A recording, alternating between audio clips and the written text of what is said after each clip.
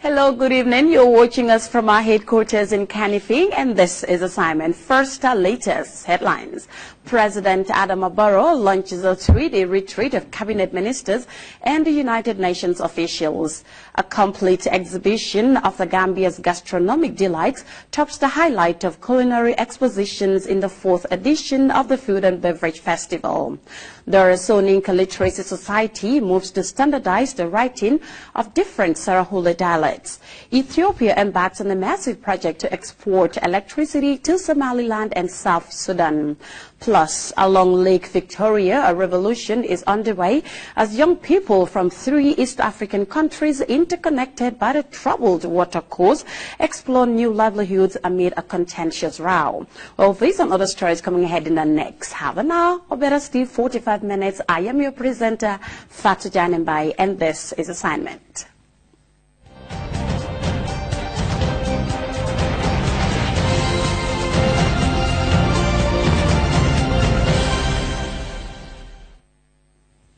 Thank you for joining us. The President, His Excellency Adama Barrow, this afternoon launched a 3-day retreat of cabinet ministers and United Nations officials at a local hotel. The collaborative leadership retreat provides a platform for dialogue and discussions on how to help the government overcome challenges and move its development agenda. Well, Mamadou Diallo tells us more. It is the first of its kind since the government assumed power, and it brought together the executive and UN agencies for 3 days of dialogue and discussions, which are expected to fundamentally help government advance its development agenda. This retreat comes at a critical time when President Barrow's government is barely 100 days old and public expectations are high. For the Secretary General and Head of the Civil Service, Dora Fadera, this retreat is both a challenge as it is an opportunity. The way forward is to create a national platform for dialogue, encourage understanding, commitment, and unity around the agenda for change. The retreat is co-organized by the United Nations Development Programme, the UN Economic Commission for Africa, and the United Nations Office for West Africa and the Sahel, and underlines the United Nations commitment to help the Gambia emerge from its transition to a strong democracy. This approach, according to Dr. Muhammad Ibn Chambers, has been tried and tested before in several African countries with positive outcomes. It is based on a concept of genuine dialogue that is built on collaboration, mutual understanding, trust, and joint exploration. In my personal opinion, the magnitude of challenges and tasks ahead of you, the articulation of your ideal of one Gambia, one nation, one people, demand special effort, including overcoming the old ways of doing things and thinking. It calls for urgent collective action to address the serious problems that affect the economy and state institutions. There is a need to rapidly rebuild the country's budgetary and fiscal space in order to bolster the government's leadership in driving the much-needed and pressing reforms. Such a fiscal space is now very narrow. Today, gross public debt is about 120% of GDP, way above the IMF recommended prudential upper limit of 70%. In order to achieve this, President Barrow believes that government must promote the culture of integrity and accountability, first starting with the leadership, as envisaged in the country's draft National Development Plan 2017-2020. What is urgently required of us is to unify the country around our transformative development agenda so that we can move speedily with our bilateral and multilateral partners to bring about socio-economic development for our people. We need to take a moment to reflect on the Gambia that we wish to see our children grow up in, and to identify the change in attitude and behaviors that will require to bring about the new Gambia we promise. The next 3 days will be critical as the President and his cabinet seek answers to the numerous challenges confronting the country. 3 months on, Gambians are still waiting on the coalition government to usher in the much-needed changes promised. But as highlighted by Dr. Ibn Chambers, the wait is slowly giving way to frustration. Mamadou Diallo, GRTS News. A complete exhibition of the Gambia's gastronomic delights tops the highlight of the culinary expositions in the 4th edition of the Food and Beverage Festival organized by the Gambia Tourism Board. Bringing together a colorful representation of local and international cuisine, the annual event also showcased the Gambia's cultural outlook, with stands offering everything from artifacts to local attire. Our Ibrahim Jata tells us more. Binjine job, dry findi, groundnut powder, no fly. A celebration of Gambian food and beverages unveiling in grand style at the Giancarlo Gardens. Exciting chefs making delightful dishes, sampling the wide view of local and international cuisine, and waiters get busy amid a rousing party.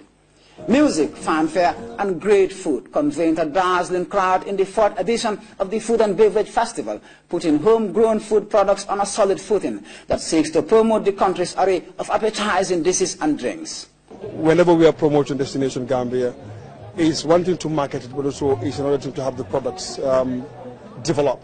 And this is one of the reasons why we actually organize this annually to promote gastronomy of this country.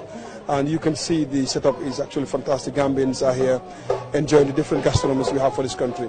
Destination Gambia is popular for many reasons, and food factors immensely in this attraction, which makes the country a perfect getaway, offering a great gastronomic collection.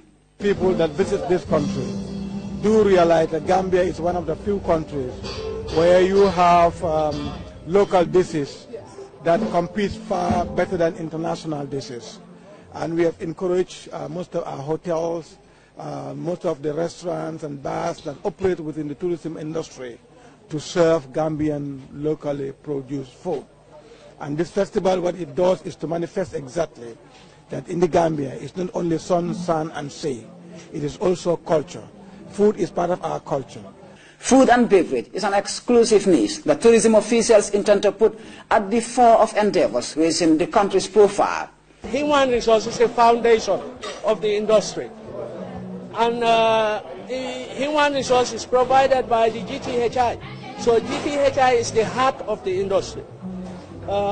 If you go around to hotels, you'll see that most of our students are engaged in different hotels.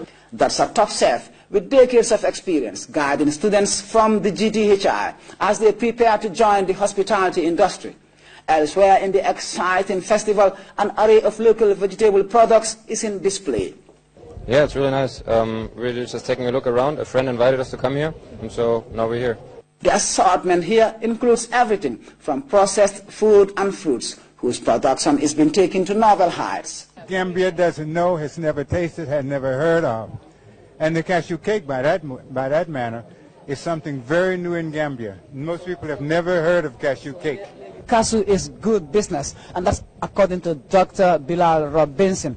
He's got a lineup of delightful cashew chocolates, cashew fruits, and cashew juice from the Gambia, made in the Gambia. Delicious dishes and great pastry electrifies a crowd that sampled the wide view, moving from stand to stand in a unique culinary celebration, highlighting the appetizing gastronomic edge of the Gambia. Ibrahim Jata, GRTS. The Gambia Press Union, the umbrella body for Gambian journalists, has convened its 2017 Journalist Award. The ceremony brought together journalists from different media houses across the country, including some veterans. Top prizes were presented to some of the country's best journalists. Lafama Rakani was there and he reports. The first awardees were veteran journalists whose efforts led to the establishment of the Gambia Press Union back in the 1970s. They practiced through very difficult times, especially in the past 2 decades, when Gambian journalists experienced the toughest moments of their profession, operating under a hostile environment. Journalism is a very good profession. I will always admit that. The union is now in safe hands. What we have ever aspired for is now happening. Their dedication and selfless sacrifice made them icons today, paving the way for a totally new environment for Gambian journalists. Many of them were jailed several times, others went into exile for years, and there are those that paid the ultimate price. When the awards were presented, some of the country's emerging media personalities went home with various prizes. The Gambia radio and television services received 5 of the 10 awards presented. The aim is to promote excellence in journalism. The winners came from the print, electronic and online media.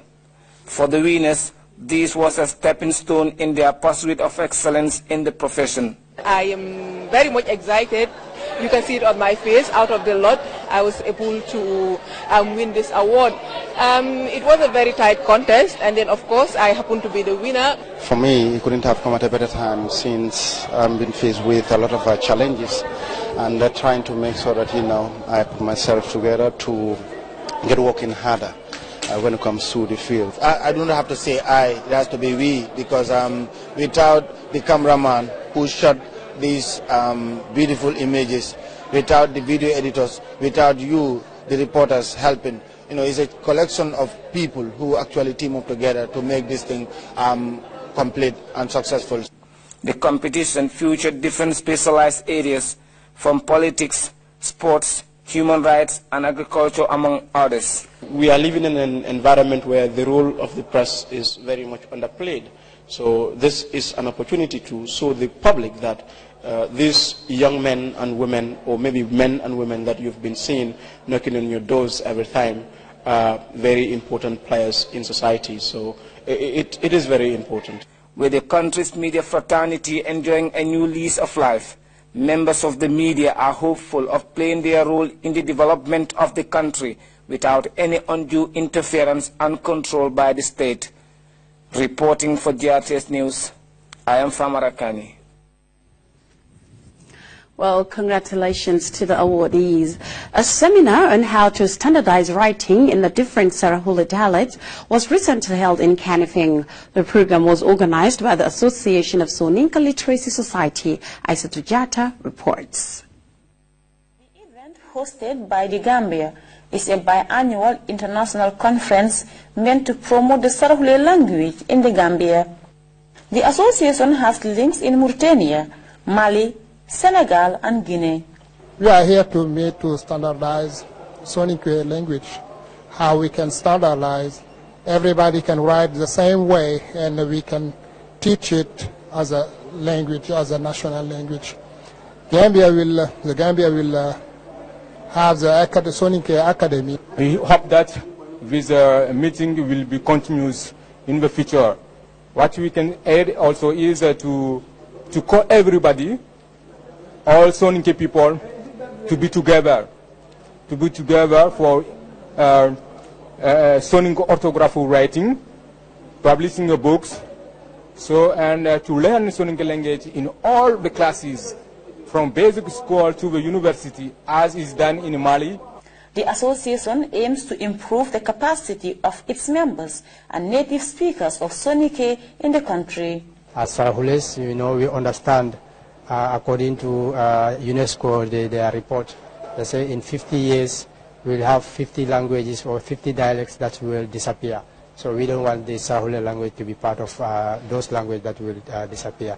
Learning starts at home, but often learning is disrupted when children go to school and they are faced with new language that they have no idea. The school is a new setting for them. The environment is new to them. This is one of the reasons why children are not enjoying schools in their early years. This is why children are struggling in their learning in their early years, because there has not been any smooth transition from home to school. A representative of the Ministry of Basic and Secondary Education highlighted some of the challenges they are faced with in school. Well, it's a daunting challenge because this has been in our education policy or the policy of government since the 50s. But the challenge was people did not have the courage. I mean, those policymakers who were supposed to implement this, did not have the courage then to take up the challenge, because some of the issues that they are faced with are capacity issues. Some of them are that these languages are not standardized. Established in 2013, the Association of Soninka Language Literacy promotes the teaching and understanding of Soninka language.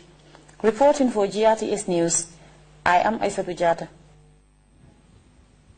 You're watching The Assignment with me, Fatou Janembai, and a reminder of our top stories. President Adama Barrow has launched a 3-day retreat of cabinet ministers and United Nations officials at a local hotel. A complete exhibition of Gambia's gastronomic delights tops the highlight of culinary expositions in the 4th edition of the Food and Beverage Festival. The Soninka Literacy Society moves to standardize the writing of different Sarahula dialects aimed at conserving the language of an age-old cultural grouping.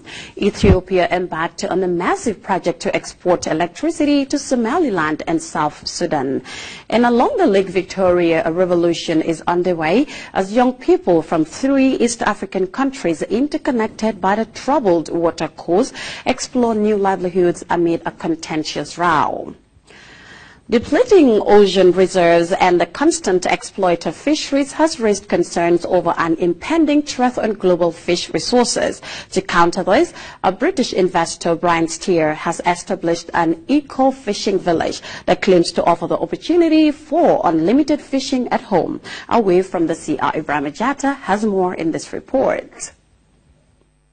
Of picturesque flowers welcomes you into the Bijilo eco-fishing village. A king-size fish pond with thousands of fingerlings swimming in it. This is the latest scheme utilizing the range of fish breeds in the country's diverse waters. More than a high-end lodging, fish farming is the exquisite product modeled by 77-year-old British investor Brian Steer. When we first looked at this site, which was 4 years ago, there was absolutely nothing here at all. Nothing at all. A lot of old mangoes. There was chickens, there was cattle, and it was in a disgraceful state. The Briton is perhaps the oldest entrepreneur advancing a niche-shaping venture in the Gambia, and the startup is on a definite ascent, bent on creating a fish farming haven where visitors can catch their fish at home, away from the sea, in the luxury of a local lodging. Now the fishing it's not seawater, it's fresh water.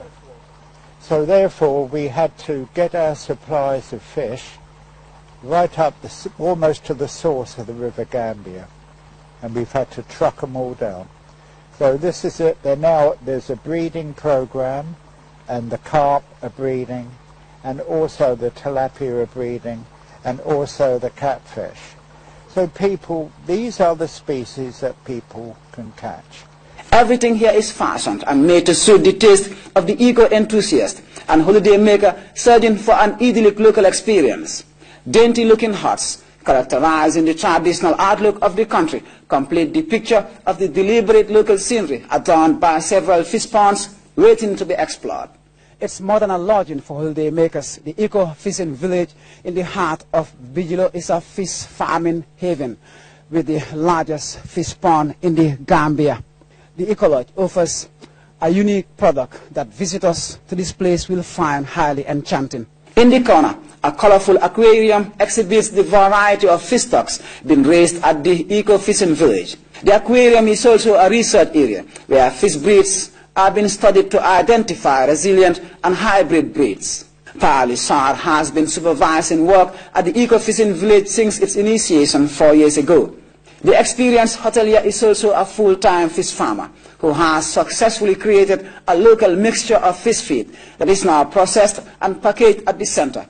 It is a prospect that paves the way for a complete dependence on locally treated feed for fish farmers across the country. Yeah, it's a dream come true, because all the fish that you can find in these ponds are all been taken from the provinces. So we managed to bring them in and then get them inside this pond here for our guests and clients to come and enjoy the sport fishing offshore. This is a tourist destination whereby people can come all over the world, because anybody who entered here says this is the first of its kind. Fish breeds at the village are obtained from streams and rivers around the Gambia. With thousands of tilapias and carps, the eco-fishing village is strategically placed to supply other fish ponds and fish farmers with adequate supplies as fisheries officials look to create alternative fish reserves to boost the country's drive towards food self-sufficiency. Ibrahim Ajata, GRTS. Still on the home front, the government of the Gambia, through the Department of Agriculture, in collaboration with the Food and Agriculture Organization and other partners, Thursday commemorated the International Year of Pulses. And as we hear in this report by Janke Ture, this year's celebration at the Kanifing municipality took the form of a food fair. It has been described as another important event in the calendar of agricultural sector, the International Year of Pulses. The overall objective of the event is to raise awareness on the many benefits of pulses, boost their production, consumption and trade, and encourage new and smarter uses throughout the food chain. Pulses, especially beans, are one of the most important crops for the Gambia. According to experts, pulses have immense benefit for food and nutrition security, public health, the environment, and biodiversity. Pulses, particularly beans, are in high demand in the Gambia,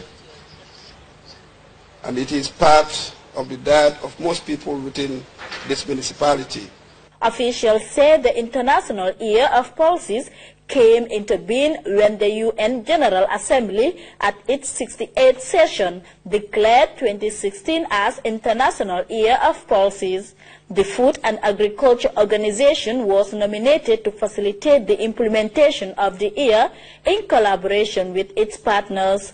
A variety of stakeholders worked together with FAO and the Department of Agriculture to produce reference materials, to hold consultations, and support producer, marketers, and researchers on pulses. And this has happened throughout the world, and we've done our little bit here in the Gambia as well. And this is why we're here today. Pulses, including all kinds of dry beans and peas, are a cheap, delicious, and source of protein and vital micronutrients that can benefit people's health and livelihoods, particularly developing countries. Pulses, including all kinds of dried beans and peas, are a source of livelihood for millions of people around the world, and the Gambia is no exception. Maria Tomas, a farmer, commended the Department of Agriculture for their role in helping farmers to undergo various forms of training in farming activities. As she underlined the importance of pulses in human health, Mariatu pleaded with organizations like FAO and Agriculture Department to help them with some tools to ease their work on the farm. Later in the day, the group conducted an exhibition tour of the materials, which include pulses. For GRTS News, I am Jenke Ture. The Gambia Youth Innovation Award held its first ever Rural Youth Award in the Lower River Region settlement of Jinoi. The award was meant to celebrate the successes of rural youth who ventured in entrepreneurship, agriculture and technology. Aminata E. Signing attended the award ceremony and she picks up the rest of that story. In the Lower River Region, an area which, like others, depend on agriculture as a major source of livelihood, with developments in the urban area, a step ahead of the rural surroundings. Young people are neglecting vast farmlands to migrate to urban centers.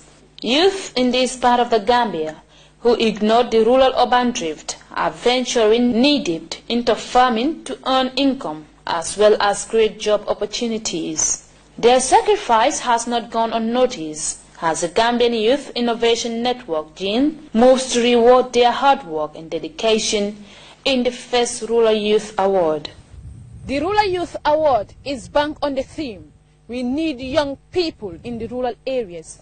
This network is using a participatory approach to have young people return to the rural areas to venture in entrepreneurship and agribusiness so as to produce, process and market the food that will feed many people. One of the recommendations is to organize a rural youth award. They task themselves that from July on the 31st to January, March, up to February, April, that they want an award to be organized. And they said they want to celebrate their successes and they want to share their success stories. So based on that, the Secretarial of GENE, with its technical partners and also with its donors, come together to organize this Rural Youth Awards. 10 out of 13 nominated participants were awarded in different categories. All of the nominees had to meet certain criteria. That's why it was watered down to 25. So we reviewed all the written profiles and the video documentary of 25 nominees in all the categories. Members of the jury voted on each category, and the individual with the highest number of votes won. The main idea here is to help and support jobs creating opportunities for young people in the rural areas. At this first ever Rural Youth Award, organized by GENE Gambia with partners, I am made to understand that this award targeted about 30 young people from the regions who are engaged in various trades and businesses in the various domains of our economy. The process leading to this award has been very tedious, but of course quite encouraging. This Rural Youth Award is a very important mark of encouragement for youth in this country. Why it is an encouragement? Because I understand 30 of you representing different strata or sectors within the agriculture economy are nominated to showcase your talent in the way you innovate your ideas. 22-year-old Aminata A. Saho from Jara Soma is one of the 10 lucky winners of the first Rural Youth Award. The young entrepreneur who started her business with only $20 now earns around $600 every other day in her ice-selling venture. Aminata uses a bicycle to transport her ice stock to reduce expenditure. Young Mohamed Jaune was also awarded as the Young Farmer of the Year, an outstanding provincial-based youth entrepreneurs. Mohamed is a farmer in Janjambre, Central River region, where he runs 3 rice fields that yield 30 bags of rice per pilot every year. The entrepreneurs were decorated at a well-attended ceremony, graced by friends and family. Youth have a role to play in reducing unemployment rates in the country, and venturing in agro-businesses positions them to become major entrepreneurs, fulfilling their dreams in a move that also supports the food security initiative. Reporting for GRTS News, I am Aminata A. Sanyang.